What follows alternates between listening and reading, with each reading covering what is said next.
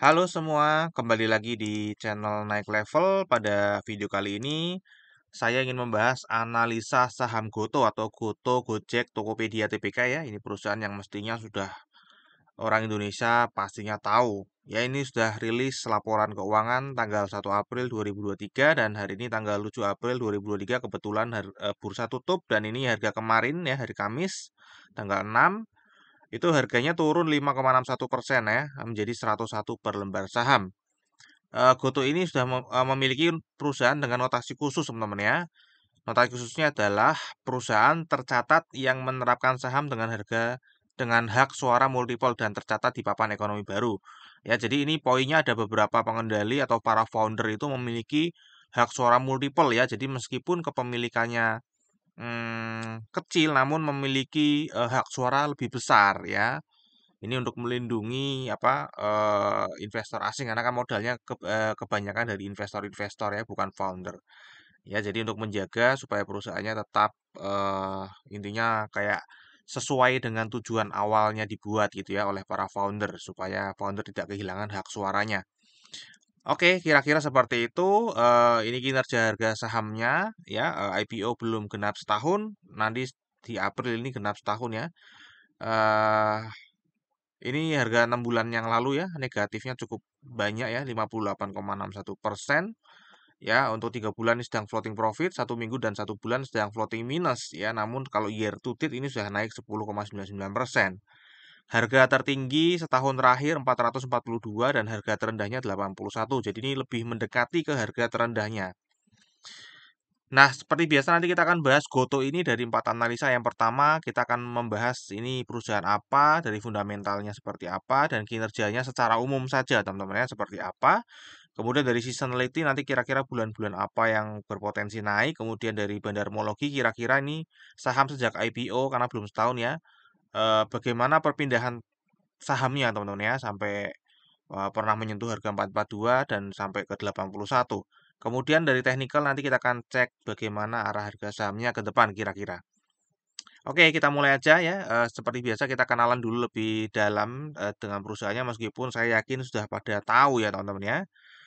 Di sini yang saya garis bawahi ya intinya produk dan jasanya ya. Itu adalah Gojek ya. Gojek itu ada dua, sorry ada tiga ya. Ada Gojek yang motor, kemudian ada yang mobil, kemudian ada yang makanan itu ya teman-teman ya kira-kira. Kemudian ada Tokopedia juga ini, kemudian ada Guru Financial di Indonesia ini ya kayak GoPay gitu ya kira-kira. Oke, ini listingnya tanggal 11 April 2022, jadi sebentar lagi ini ulang tahun ya. IPO price-nya 338, tadi harga saat ini tinggal 100-an ya teman-teman ya. Jadi turunnya cukup dalam. Nah, ini kira-kira grup Goto ekosistem teman-teman ya. Jadi tadi sudah disebutkan bahwa ini ada tiga grup. Yang pertama finansial teknologi, ya ini buat merchant-merchant, mungkin ada QRIS pembayaran ya menggunakan GoPay, kemudian ada financial services juga, ada e-payments juga. Ya, kemudian untuk Tokopedia ini ada marketplace, official store ya, mempertemukan pedagang-pedagang kalau mau jualan, mau buka toko online, kira-kira seperti itu ya. Kemudian ini ada Gojek ya, Gojek on demand, ada mobility, ada food delivery sama logistik ya, ada kayak apa tuh pengiriman juga. Oke, ini sekilas tentang Goto mestinya sudah pada tahu, jadi saya nggak jelaskan lebih detail. Nah, sekarang kita akan masuk ke kinerjanya, teman-teman ya. Kalau kita lihat secara pendapatannya, ini sebenarnya naik terus ya setiap tahun dan 2022 ini tinggi sekali naiknya, sudah tertinggi. Laba kotornya pun ini dari rugi sudah mulai tuh profit di tahun 2020, 2021 dan 2022 ini profitnya cukup tinggi. Ya, namun laba usahanya ini masih negatif teman-teman ya. Laba usahanya masih negatif dan laba bersihnya juga masih negatif.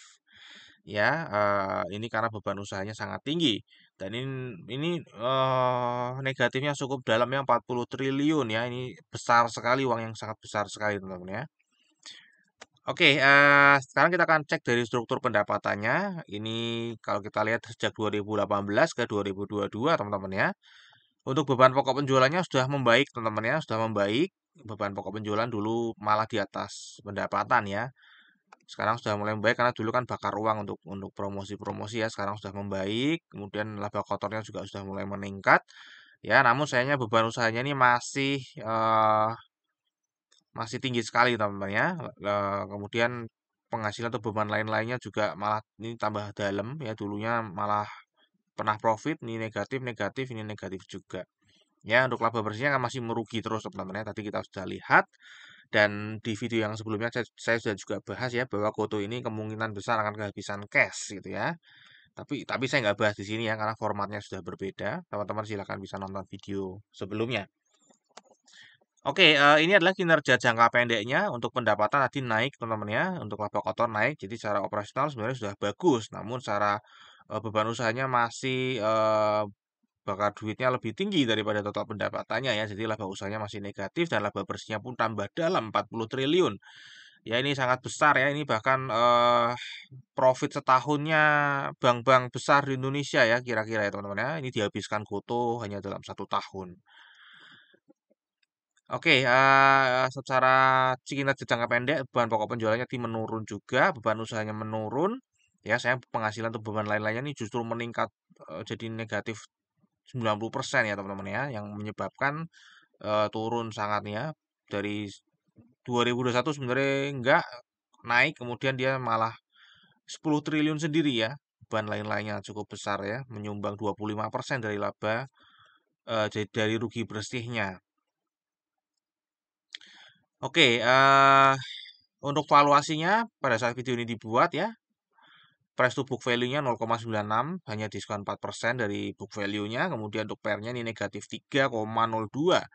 Ya, dengan kata lain, kalau teman-teman beli harga sahamnya saat ini dan ruginya tetap sama ya 3 tahun lagi habis teman-teman ya.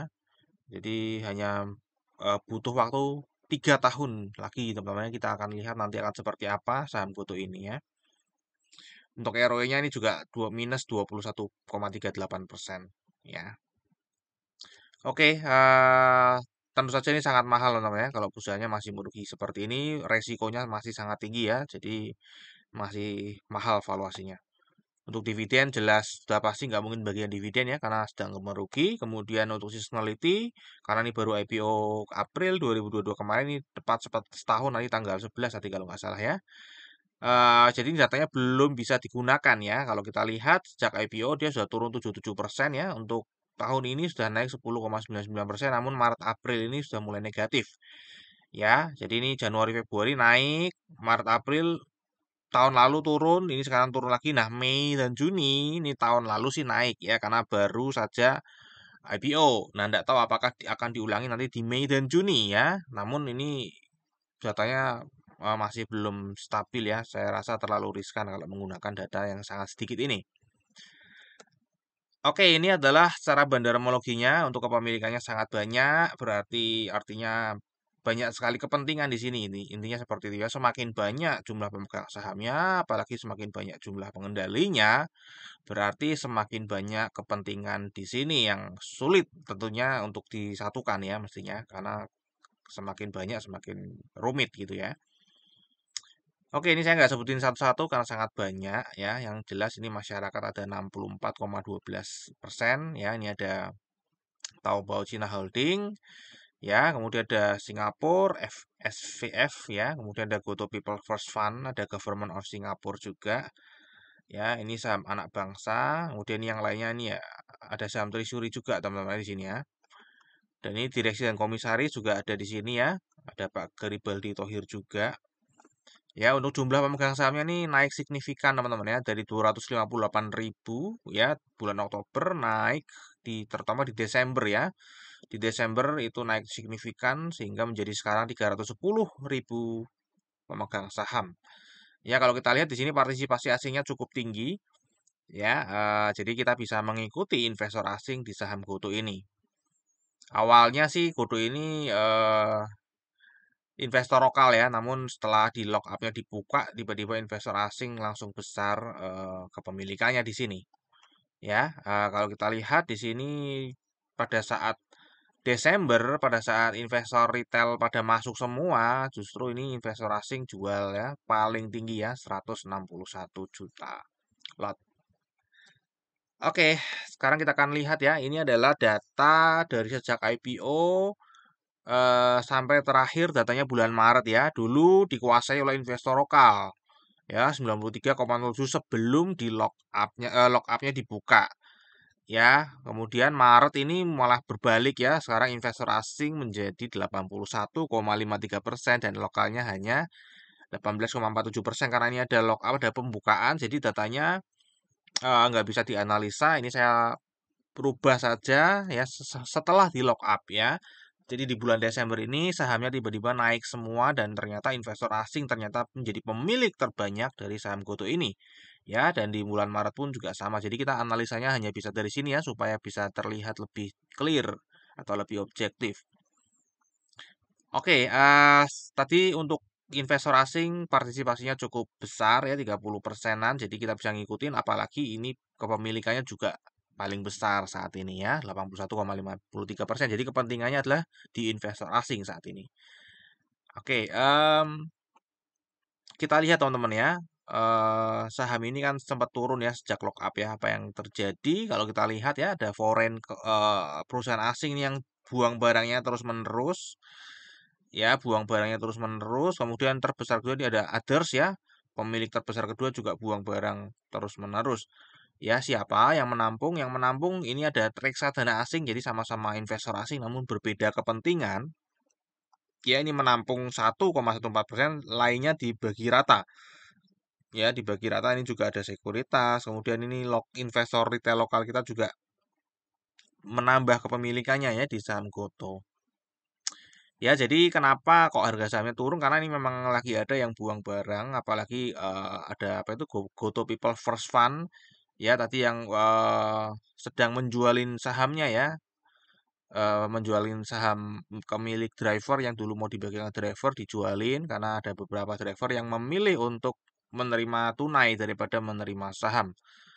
Ya, oke, kira-kira seperti itu ya. Jadi yang terjadi kenapa harga saham itu turun karena sedang ada buang barang dan ditampung oleh ya intinya sedang distribusi seperti itu aja. Nah, bagaimana untuk April ini ya teman-teman ya? Untuk bulan April dari tanggal 1 sampai tanggal 6 itu juga harganya masih turun terus ya. Dan kalau kita lihat di sini itu masih big distribution ya, masih distribusi besar ya. Ini broker-broker besar jumlahnya juga sangat dominan sehingga harganya akan cenderung turun lagi. Ya, jadi masih distribusi juga teman-teman ya. Nah, untuk teknikalnya sendiri kalau kita lihat di sini ya, sehari cukup besar ya transaksinya 447 miliar per hari. Kemudian kalau kita lihat di sini ini setelah ARB berjilid-jilid setelah lock up dibuka ya dia mulai naik, kemudian mulai bangkit ke sini. Ya, tapi ini masih ranging aja di sini teman-teman ya, masih ranging dan ini sudah breakout lagi di garis support 103, kemungkinan ke depan dia akan turun mungkin bisa ke 81 lagi atau bahkan lebih rendah dari 81 ya kita nggak ngerti ya. Ya ini prediksi saya kalau memang lagi buang barang terus tentu saja pasti akan turun ya. Apalagi kalau investor retail kita semakin menampung ya, semakin banyak menampung ya, tentu saja harganya akan semakin sulit untuk naik. Oke, terakhir risam teman-teman ya. Jadi tadi untuk fundamental sebenarnya kinerjanya jangka panjang naik ya teman-teman ya, kinerja operasionalnya. Kemudian kinerja jangka panjangnya juga naik, namun profitabilitasnya yang cukup mengkhawatirkan ya. Valuasi pasti mahal karena sedang merugi, kemudian belum pernah bagi dividen. Untuk seasonality data belum cukup untuk analisa ya, meskipun tadi di bulan Mei dan Juni tahun lalu itu naik. Ya, untuk bandarmologi tadi dari Desember ya teman-teman ya, karena baru bisa dianalisa dari Desember supaya datanya sama setelah lockup dibuka.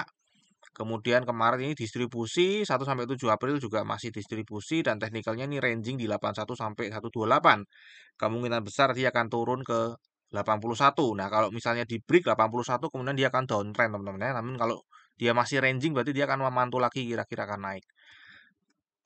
Oke, terakhir teman-teman ya, disclaimer seperti biasa. Jadi analisa yang saya paparkan di YouTube ini adalah analisa saya pribadi yang tentu saja juga bisa salah. Jadi teman-teman silahkan bijaksana dalam menggunakan informasi yang ada di video ini.